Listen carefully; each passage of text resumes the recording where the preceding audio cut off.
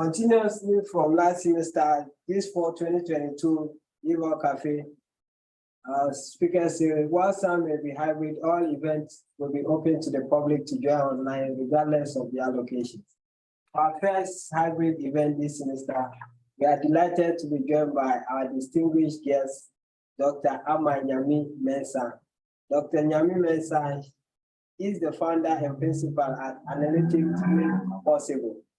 Before we get started, for those new to Eva Café, we typically have 30 to 40 minute presentation or discussion followed by a 10 to 15 minutes Q&A section. Like our previous event, our guests have requested that our participants submit questions in the chat box. At some point, she'll pause and answer to those questions. Or during the end of the presentation, you can unmute yourself and ask any questions. So, Dr. Nyame, I'd like to take you some few minutes to talk a bit about yourself, your background, and how you ended up today as the founder and principal analytic Made Possible. At the end, you can proceed to start your presentation. Thank you.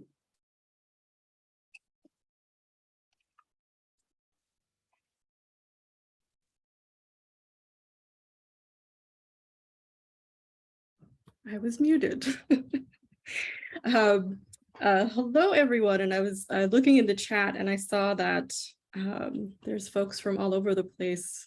So thank you so much for joining us today. And I do want to extend a warm thank you to John and everyone at the Evaluation Center at Western Michigan for inviting me to give this talk. And I'm really, really excited to share some thoughts and chat with everyone about displaying change between two time points. So before we jump into it though, I wanted to share just a little bit about me and what I do. So I am the founder and principal of Analytics Made Accessible. And so that is a consulting firm. And so at my data consulting firm, I help individuals and teams translate data and research findings into compelling visual stories.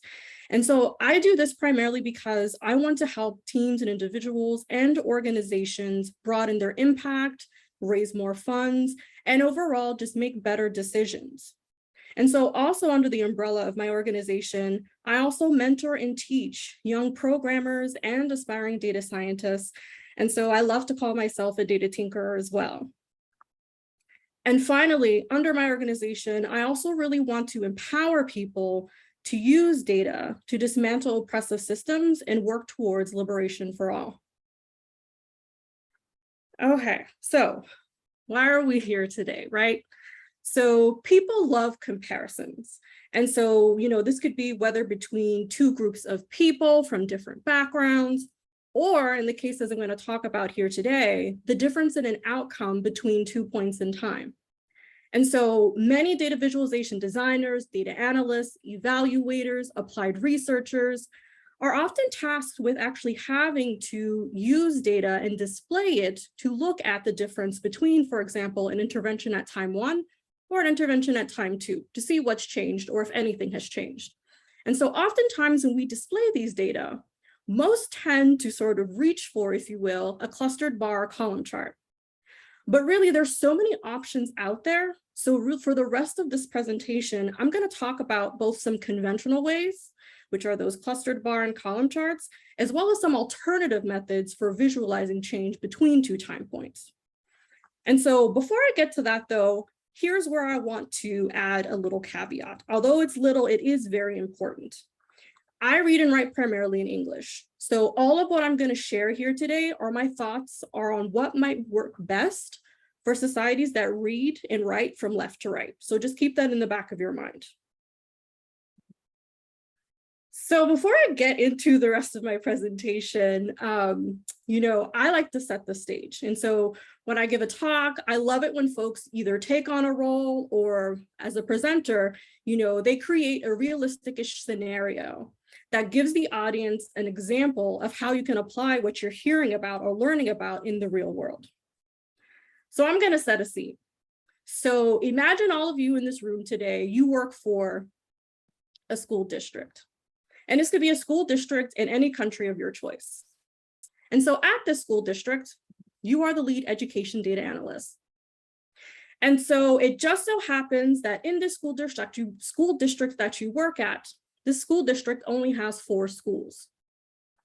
And so one day, your superintendent, who's sort of like your boss's boss's boss, sends you a really urgent email, and they're asking you to produce a display showing the change in the percentage of students across these 4 schools who are proficient in math, and they specifically want it for 2 years, 2018 and 2019. So after you get this request from your superintendent, you generate a data table, much like the one shown on the screen. And so this data table has 4 rows and 3 columns. And so the columns are labeled school, and the final 2 columns are 2018 and 2019. And so in that first column, we simply have the names of the 4 schools, which for our purposes are just named School 1, School 2, School 3, and School 4. And then in the final 2 columns, we see numbers which display the percentage of students who are proficient in math in 2018 and in 2019 in each school. So after generating this data table, you as this analyst, right? So you're in this mindset, you're sitting at your desk, you're spending some time looking at the data and thinking about how you're going to visualize it. And then after some time, you finally say, aha, I'm going to produce a horizontal clustered bar chart. And so that's really where we begin. So the horizontal clustered bar chart is really a tried and true design choice. And so this really shouldn't be a design that no one in this room hasn't seen before, right? So these charts display data categories along the vertical axis, which just goes from top to bottom. And in our chart, that's where we're seeing the names of the schools. Whereas values on this chart are plotted across the horizontal axis in horizontal bars, which is how this chart gets its name. And so that just goes from left to right. And so on our chart, this is where we're seeing the percentages being displayed. And so for a clustered bar chart, we're seeing an emphasis being placed on differences in a variable, and it's being done by visually grouping related items. So for example, in this case, each school has 2 bars, one in a sort of dark blue color and one in a muted gray color.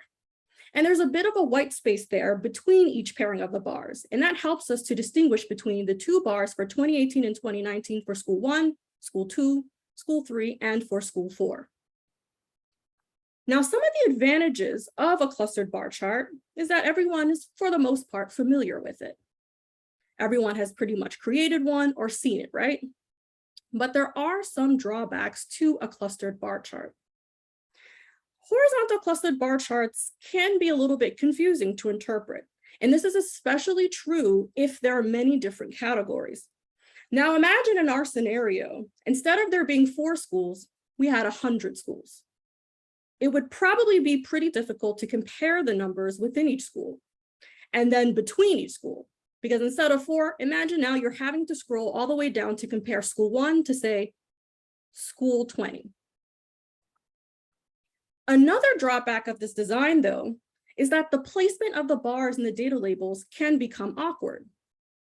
There's often discussions about, well, which bar should come first, which bar should come second. Now, in this example, I've done a little bit of that work for us, or we, I should say, as the analysts, because you can use techniques like color contrast that will allow you to draw your audience's eyes to the most recent year's data, which is what I've done here using that blue color. Whereas the 2018 data, which is the year before, is in that muted gray color. So that sort of falls back into the slide a little bit. Now, a final drawback to the clustered bar chart is that they're not really good at revealing patterns. So while we can see the data, because they're clearly labeled with these data labels, what is the story? What's the takeaway? It's a little hard to discern.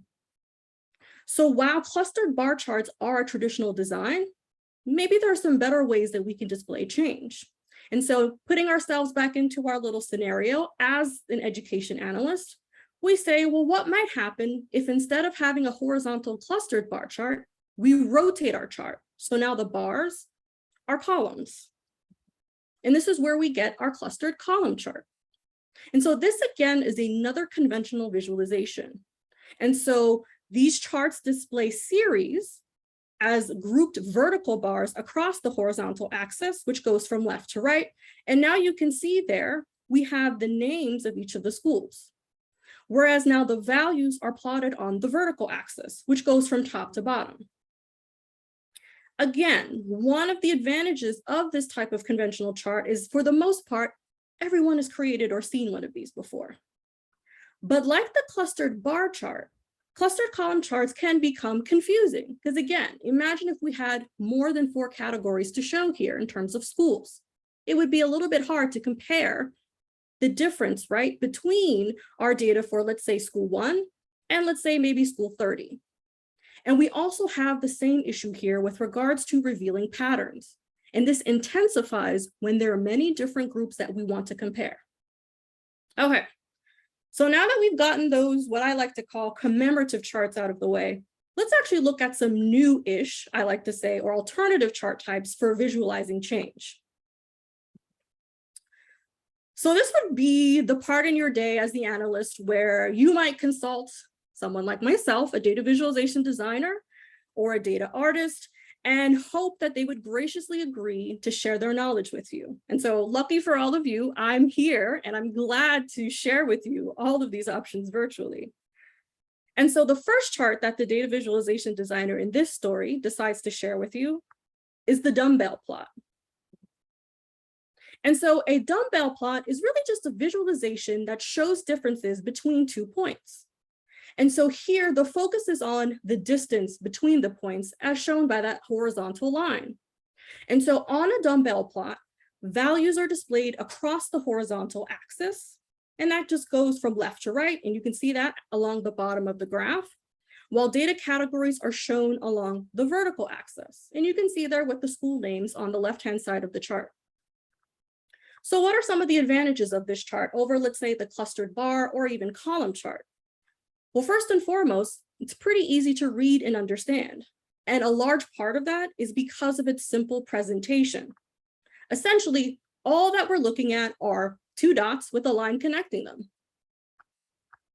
But like the bar and column charts, dumbbell plots can also become pretty overwhelming to interpret if you choose to include too many categories.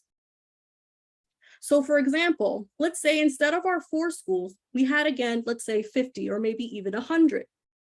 We would run into 2 major problems here. One, we might see category labels being overlapped, simply because there are too many of them to actually fit onto, let's say, a space like this, as shown on the slide, or a page that's provided. Data labels are also often sometimes removed when there is such little space. And that would actually make it more difficult for us as an audience member or even as an analyst to judge how big a change has occurred from, say, time 1 to time 2. And this is especially true when those differences aren't particularly pronounced. So then what are some other options? Another great option is called a slope graph. And so a slope graph is essentially a line chart that shows the magnitude and the direction of change between 2 points for several different categories. And so when we use this type of graph, really what we're focused on is the steepness of the slope of the lines connecting those 2 points. So the steeper the slope indicates a larger change. A flatter slope indicates a smaller change. And so one of the major benefits of using a slope graph is that when we find that at least one category that we're displaying data for has the steepest or the flattest slope, that can become one story that we share. And so as you can see on this slide, I have one such example where I'm emphasizing the fact that school 1 has showed the greatest gains in math proficiency. And so the way that I've done this is I've used color and contrast to actually highlight school 1's data points, whereas all of the other data points are now in that muted gray color. So they're still visible, but they're in the background. And more importantly, I've tied the color scheme to the title and the subtitle, which tells the main story I want to share. So some of the major advantages, again, of the slope graph is that they're pretty simple in their presentation. They're something that most folks have seen before because they resemble a line graph. And there's a lot less clutter on our display because one line on our slope graph actually accounts for 2 different bars on a clustered bar or column chart. And so by their nature, these types of graph help us to emphasize the change between 2 points. And again, there we're just focusing on the steepness of the slopes. And so for all of these reasons, a slope graph is really a great way for quickly comparing the difference between 2 points for each category. And it's also really good at comparing each category to each other. But what are some of the drawbacks of a slope graph? Well, much like our column and our bar chart and our dumbbell plots, slope graphs can also become a little bit hard to interpret if you show too many categories. And this usually happens in 2 ways. One, we might have too many lines overlapping, and that can actually make it difficult for you to see which category goes where. And another thing that often happens when there are too many categories being displayed is that data labels overlap one another. And so it actually makes it physically hard for you to actually see the data. Now, despite some of these drawbacks, there is one way that you can overcome some of the slope graph's inherent challenges, and that is to simply apply a small multiples approach. Now, a small multiple is simply a series of similar graphs or charts that are typically arranged in a grid layout. And so each chart in a small multiple series shares the same axes, scale, size, and shape. And so when we use the small multiples approach in our example, each school in the original display now is its own chart. And so this has 2 benefits. It simplifies the presentation and interpretation of the data because now we can see each school individually. And so because of the uniform design and increased white space, this allows you to see each school separately and make comparisons across each of the 4 schools. And so a small multiples approach is really a technique that is preferred by designers when a chart has many categories. And that includes other types of charts and graphs, not just slope graphs. So the final type of chart that I'm going to talk about is called an icon. And so I'm fully aware that icons aren't really a chart type, but they are graphical symbols that communicate a concept. So for example, a book symbol or maybe even an icon could signal to an audience that we're going to provide information to them about reading. Or let's say as another example, an upward arrow or a triangle pointing upwards, much like what's shown on the slide, could indicate that something is increasing or rising. And so what are some of the pros of icons? Icons are simple. And icons are easily incorporated into a variety of formats. And that includes things like reports, dashboards, and even standalone tables, which is what I've actually based this slide off of. And so when visualizing change between 2 time points, I find it most helpful to embed icons within a larger data table for 2 main reasons. One, it allows you to see the numbers. And oftentimes, people just don't want to see if something has changed. They want to know by how much. And one of the best ways to do that is to allow them to see the numbers. Another major benefit of embedding icons within a data table is that you can quickly tell whether something has changed, much like I've shown here with that upward facing triangle. And it also allows you to see whether that change is positive or negative, or has risen or increased or decreased. Now, there is one major drawback to an icon, and that is not all icons are universal. And so when you choose to include an icon in any visualization, you must do your due diligence. And really what I mean by that is you need to tailor your icons to fit the culture, preferences, and realities of your target audience. So now that I've talked a little bit about some of the alternative ways that you can display change between 2 time points, I want to share now some concluding remarks about what you can do now after you leave here today to get you to a place where you feel more comfortable not reaching for the convenient clustered bar chart. So if there's anything I want you to take away from this presentation, is that when you're designing data visualizations, and that could include those that display change between 2 time points or otherwise, I want you to first think about your message. And really here is, I want you to think about what it is that you want to communicate and what points are most important, and not just to you, but really for your audience. What is it that they want to see? What is the story that you want to tell them? What do you expect your audience to know or do after seeing your visual? For example, do you want your audience to feel empowered? Do you want your audience to take action? Do you want your audience to be able to build community as a consequence of this visual? Do you want to inspire your audience to act? Do you want your audience to feel supported? These are all things that you should be thinking about as you're going through that process of building a visualization.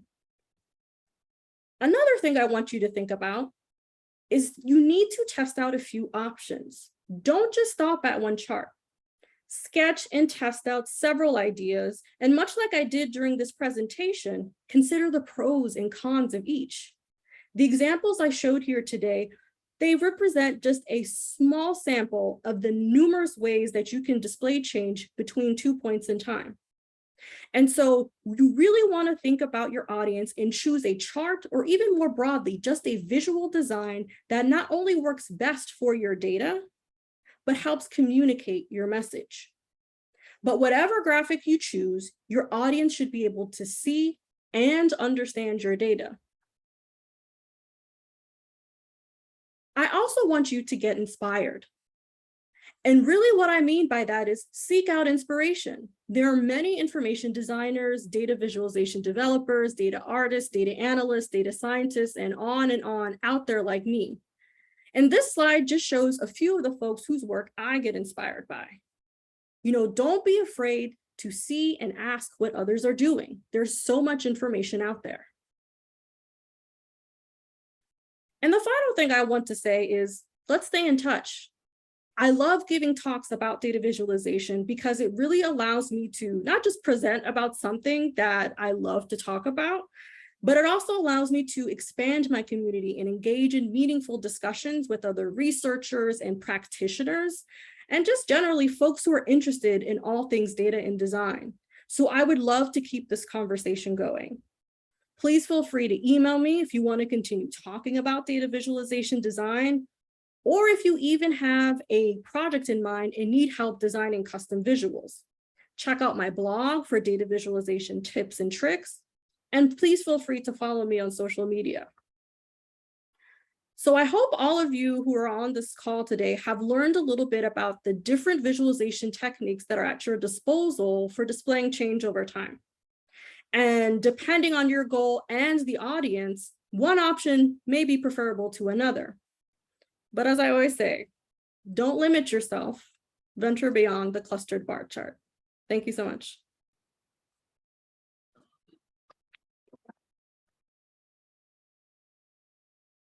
Thank you very much. So the floor is now open to the audience. If you have any question for our guests, you can unmute yourself and ask. We want it to be a bit interactive, getting to the end. Thank you.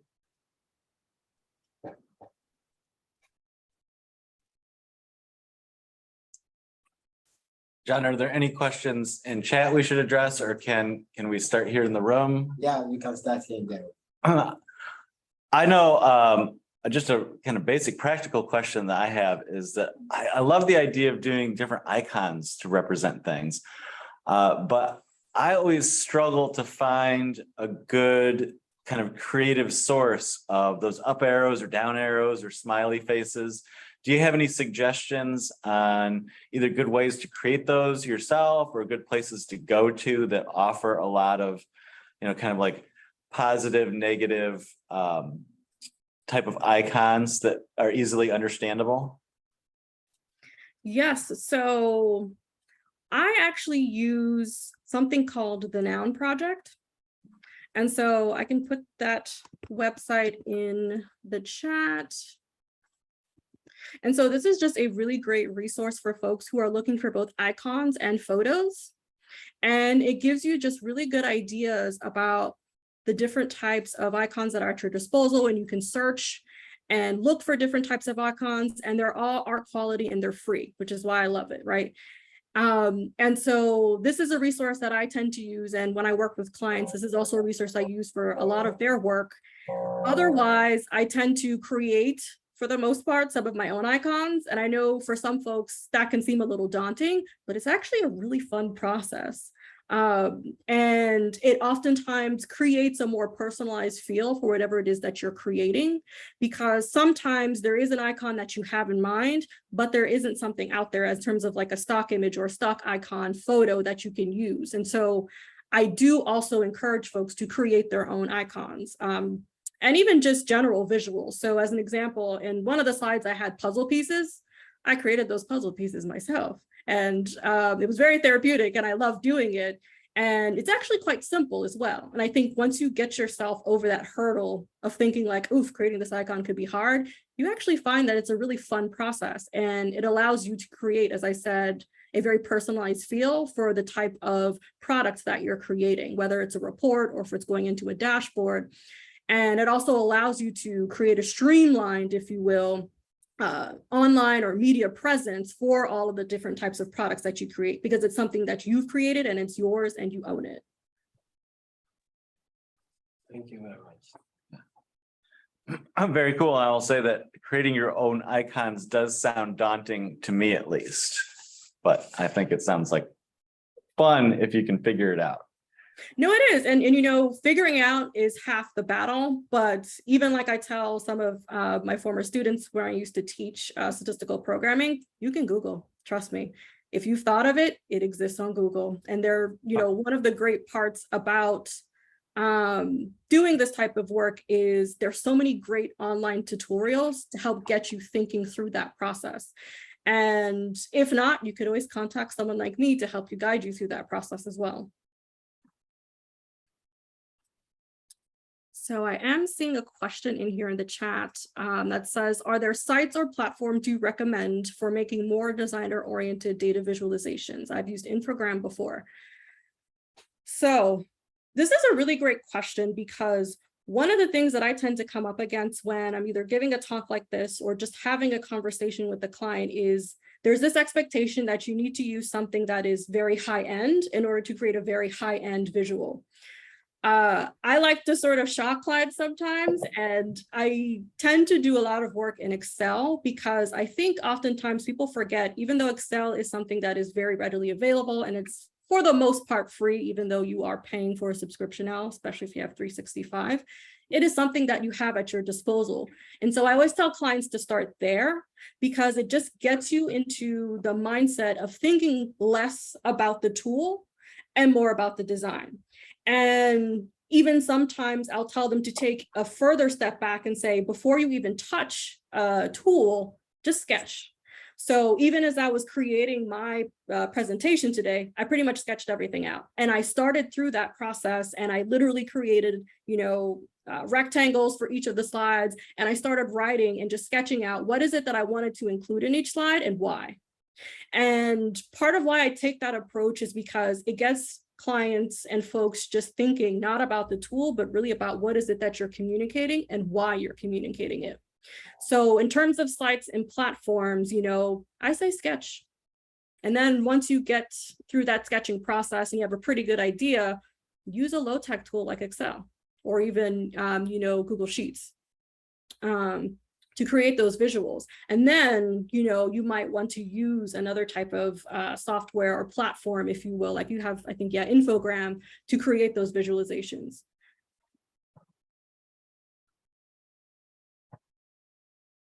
Ama, a quick question for you. You know, in your last slide there, of the data presentation with the schools, you had 4 triangles that all kind of pointed upward. And I wonder what your, you know, a lot of data that I've run into maybe is there's so many of them that are positive, but we end up wanting to break them down into some sort of clustering around, say, the bigger achievers versus the lesser achievers. And so what's your opinion and your experience around perhaps color, maybe not color coding, because often we try to work in more of a black and white arena, but any kind of shading, or, you know, in my dissertation, I had these lines and then I had really bold lines and then I had bold dashed line to kind of bring out some of those differences. What's your experience like around that? No, Michael, that's a great question. And I think what you described is probably how I tend to go about it. So I could use some type of color saturation, right? So let's say and I can show it because as I'm talking about it, probably would be great for everyone to see it. So one thing that you could do is, oops.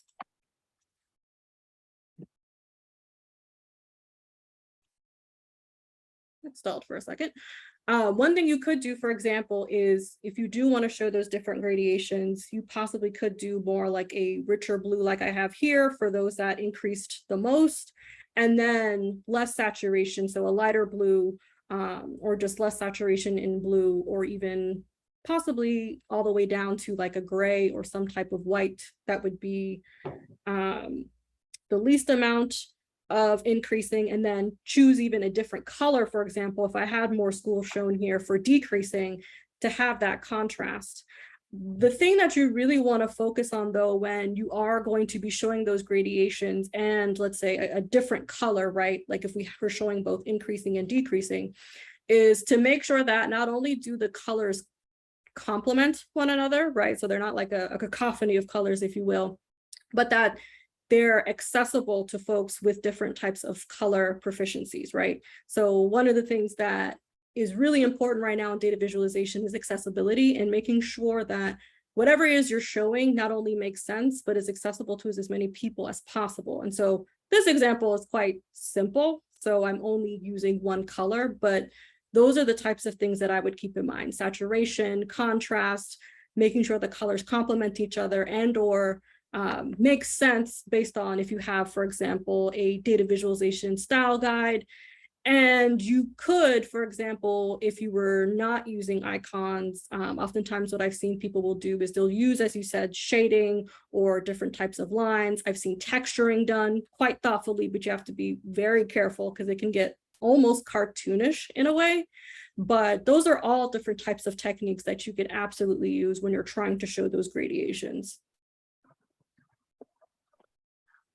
Great, thank you. Yeah, I think one of the things that I was watching too is the idea of the tables and ordering your tables and sorting them probably adds another tool in your toolbox of kind of what the story is you're trying to tell, right? So if you really wanted to talk about the biggest changes to the lesser changes, you might actually then sort them or something in your table so that they're not school 1 through 4, but maybe biggest change to lesser change or something like that is probably one of those tools that you'd probably use too, huh? Absolutely. And I think really what you're speaking to is the sort of continuum, if you will, between exploring and explaining, right? And I think part of what I tried to show here today is that it's okay to just have visualizations where you're just allowing the audience to take a look, so long as there's enough information there that they can begin to draw their own conclusions. But then in other cases, like for example, with the slope chart, you might want to tell that story there and make it very obvious to them. This is exactly what I want to explain to you, and we want to do something about this.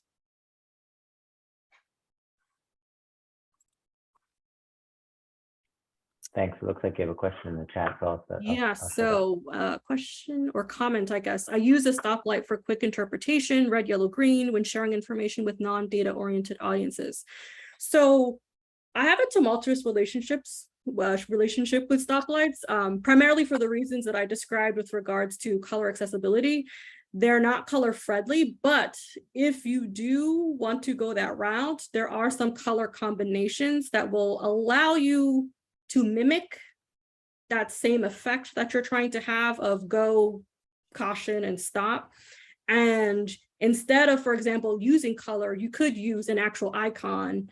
But again, there, you still also want to be very careful and thoughtful about what that particular group that you're speaking to or who your audience is, whether or not the icons that you have in your mind reflects what they would expect to see for go, caution, and stop.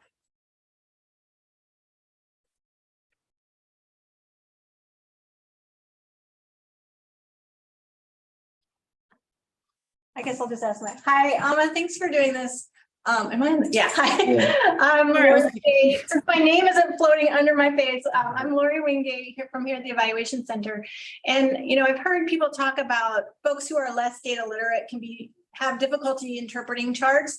And I think for those of us who work in this space, it's so hard to wrap your heart around, like, what's hard about a bar chart? What's so, you know, like, so do you have any insights on what less data literate audiences might find challenging about bar charts or I don't mean just bar charts, like any visualization, and what we can do to avoid those challenges? So that is a really great question, and you may or may not like my answer. So my background is in social welfare, but I was trained under a psychometrician and folks who were developmental psychologists. So the phrase data literate in some spaces can elicit not so great responses depending on who you're speaking to, because it tends to describe folks who believe that you have to know certain things in order to become quote unquote data literate, but then you have to think about who's creating these metrics or rubrics by which we're going to be tested in a sense, right? Or who's to decide that, as I've shown in this presentation, that a bar chart is best or that a slope graph is best. And typically what I say to clients or folks when I'm giving these sorts of talks is, you know, there are many different ways of representing the same data. There are many different ways of presenting it. There are many different ways of talking about it, depending on how you cut the data. You know, you might decide to use one type of graphic or visual or chart or graph. And so when folks raise questions about how do we sort of get over the hurdle of someone, for example, saying a bar chart is difficult or a slope graph is difficult, I always turn the question back on them and ask them, well, what makes it difficult? Is it more so the case that they're not familiar with it? So they, for example, have never seen the graphic? Or is it that the case that the visual designer or data designer didn't do their job or didn't do as good of a job as they could have in explaining or demonstrating through the visual what it is that they wanted that person to know? And I will say, though, that there is quite a bit of research that shows that there are certain types of visuals that can be more instinctively understood, but it's not so much the visual, it's what the visual is relying on. So as an example, for years and years and years, folks have said that bars are best because, well, one, at this stage in our sort of moment is most people have seen a bar chart, but because it relies on us sort of looking at the length of the bar, right? As well as being able to see, and I can flip back to go to it. This is a better example, what each length of the bar means, given what we know in terms of that scale axis, right? And so we've gotten better, though, by using things like data labels, by using things thoughtfully like our, you know, text for titles and subtitles to be able to describe the parts of the graph that might make it more difficult to understand. So I would say that, you know, you should always do your best to make sure that whatever type of visual you're using, you're explaining what it is that you want your audience to know. If it's an explanatory visual, if it's for exploration, you're including really good notes or text to help orient your audience around, for example, if it's like a dashboard or some other type of interactive or exploratory visual. So yeah, that's my answer. It's an answer and it's a non-answer, but data literacy, I think, it can be a slippery slope, but I do see some opportunities for improving people's sort of general orientation towards data visualization and getting them to a point where they're comfortable going beyond, as I said in this presentation, a bar chart and choosing something like a slope chart or a dot plot to encode the data as it is presenting the same information, just in a different way.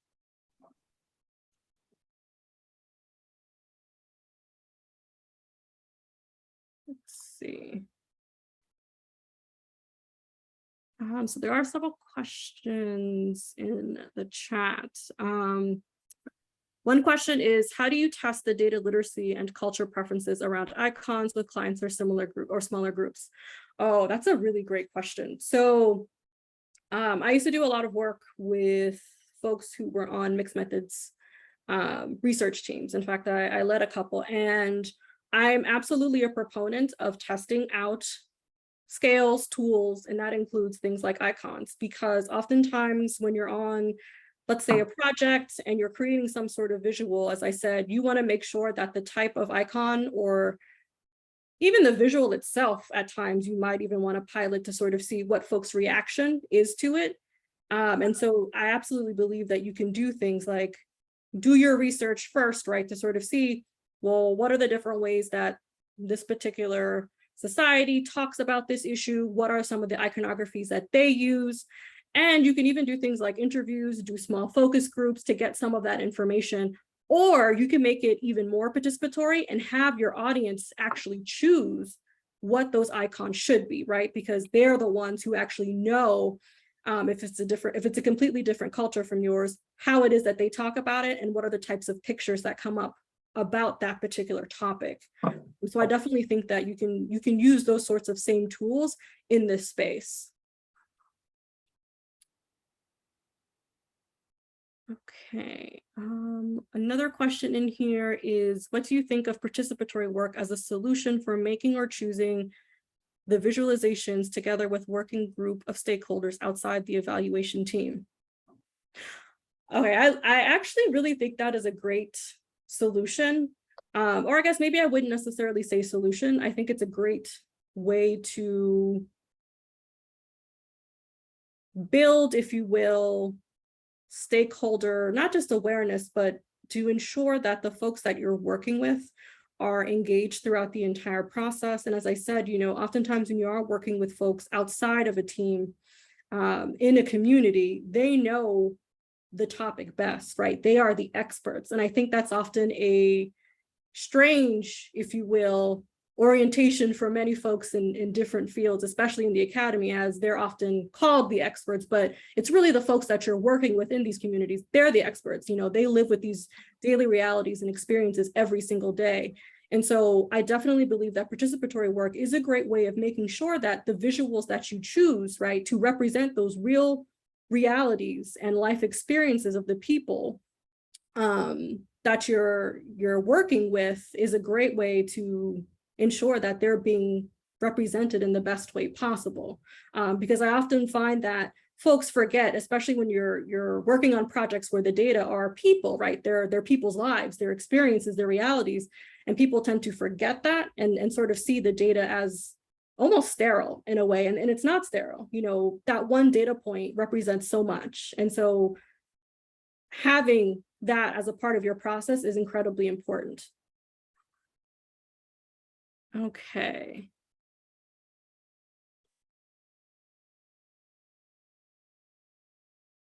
Oh, I think, sorry, I'm just realizing I'm still sharing, which is why I can't see everything, but okay, I think there is another question here. Okay, one underrated chart type, and it tells so much, is parallel coordinate plot.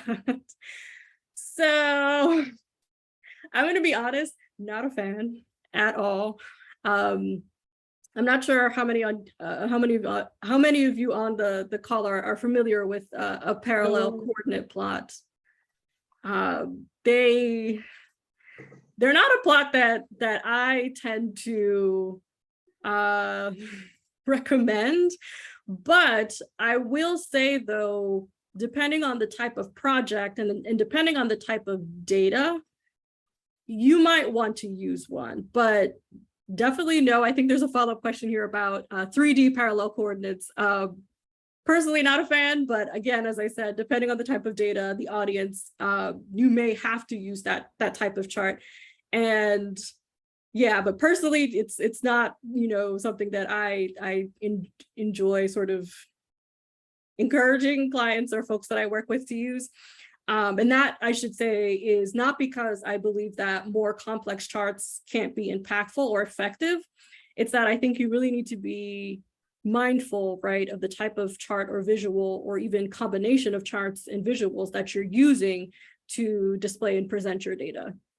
And so a certain type of audience that is very familiar with this type of chart, it wouldn't be an issue or as much of a hurdle to sort of explain what's happening or to make a very clear story or tell a very clear story. But for another audience, you might get a lot of really big blank stares or overwhelming looks, if I could say. Yes, the audience is king or queen. Yes, this is true. Hi, Emma. Thank you for mentioning that. Yeah, it's a difficult plot, but at the end of the day, the audience is the one who commands, I mean, in your message, but you need to know your audience. So if Exactly. No, I 100% agree. And I think the other thing, though, about the parallel coordinate plot, which is kind of clever, is that it does help you tell a story about multivariate data, right, in a way that some other plots can't do. But I will say there are some other thoughtful ways that you can combine different types of charts to tell a more richer or fuller story that includes either multiple outcomes or, multiple independent variables to predict some outcome. Yep. Totally. Thank you for that. Sure.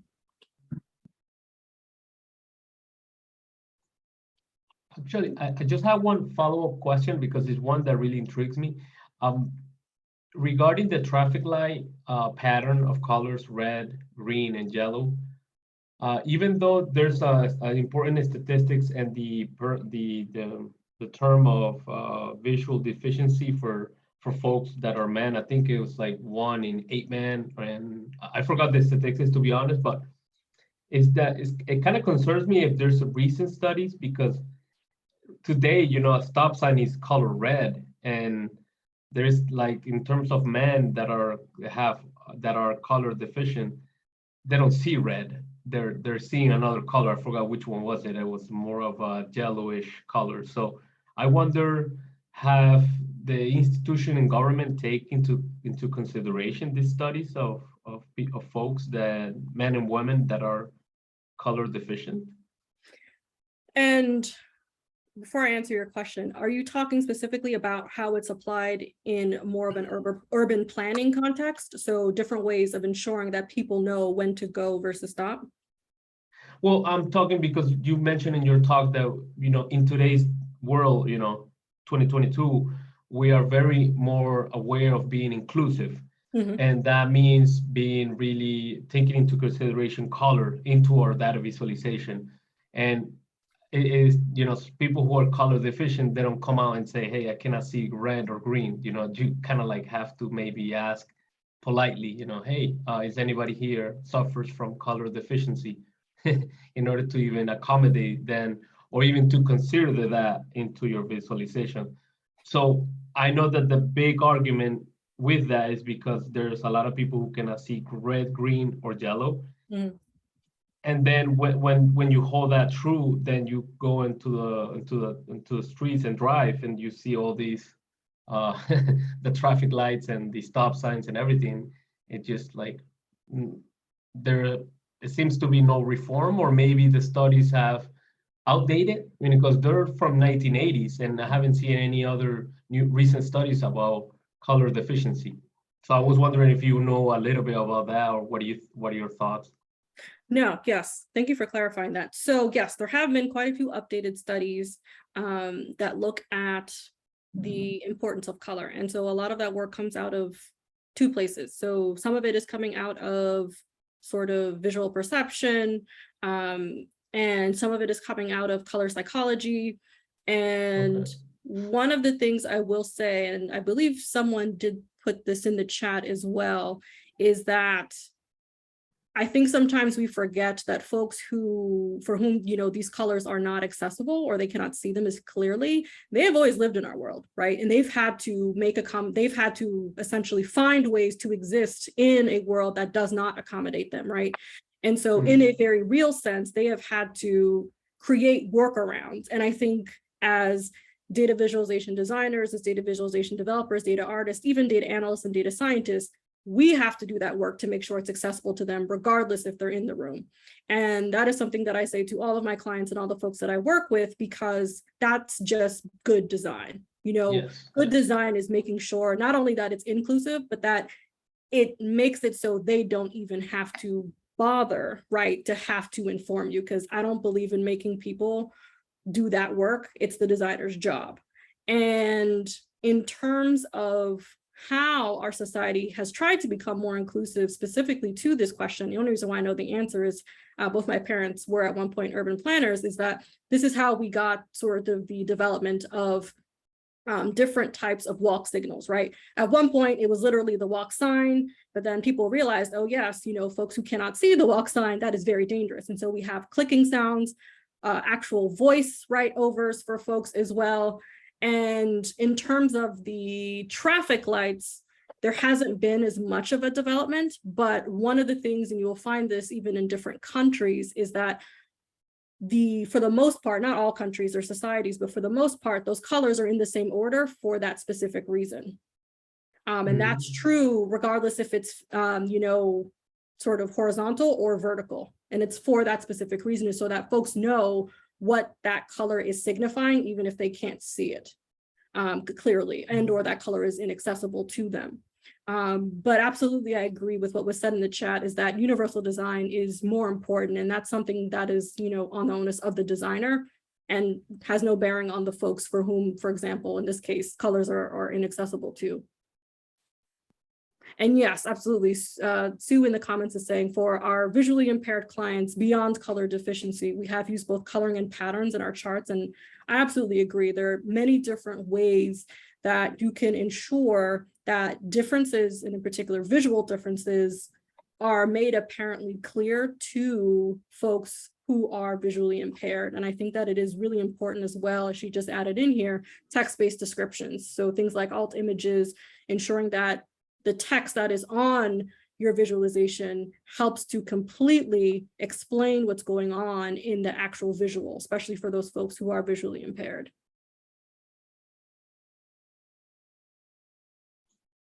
Thank you, Emma. Thank you, Sue and Madeline, who also suggested that. Yeah, the struggle for many of us, is that all of these concepts of visual perception, color, and design, you know, it's only for the people who went for liberal arts. And if you come from economics or finance or tech, you barely touch these subjects, and then you go into the world, hey, design a user interface, you know, and then it's a mess. So it's a struggle. So it's a fascinating world. I study economics, and now I'm really involved with visual perception, cognitive psychology, and many other areas that are related to that. So thank you for the answers. Thank you so much for your really great questions.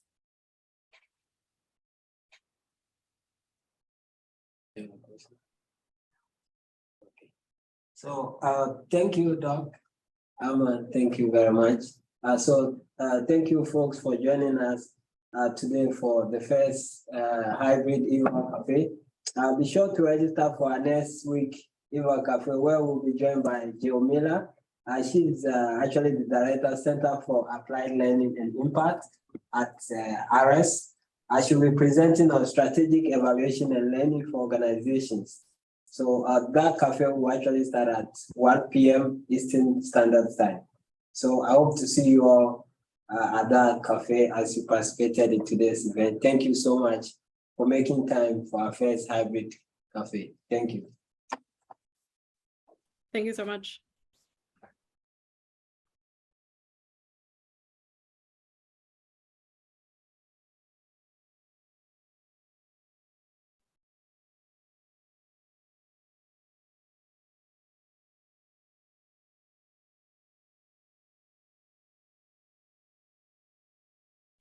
You just press N, John.